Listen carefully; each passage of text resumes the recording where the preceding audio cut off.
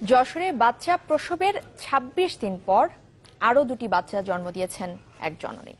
যশোরের গাইনি চিকিৎসক শিলা পোদ্দার জানিয়েছেন, গেল ২৫ ফেব্রুয়ারি খুলনা মেডিকেলে পুত্র সন্তানের জন্ম দেন নাভারন উপজেলার শ্যামুলাগাছি গ্রামের আরিফা সুলতানা।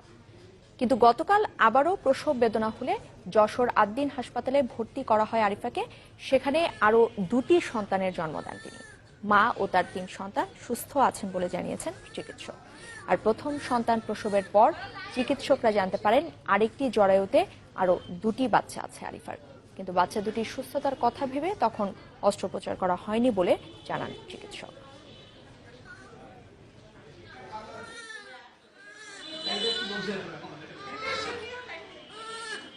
একটা বাচ্চা যে জরাইতে ছিল সেটা আগে প্রথম ডেলিভারি হয়েছে ২৬ দিন আগে।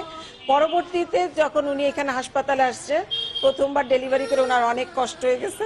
এই জন্য পরবর্তীতে যে বাচ্চাদের যে দুটো পেটে ছিল টুইন হিসাবে, তখন উনি ওটা নর্মাল ডেলিভারি করতে চাইলে আমরা ওনার বাকি দুটো সিজার করছি।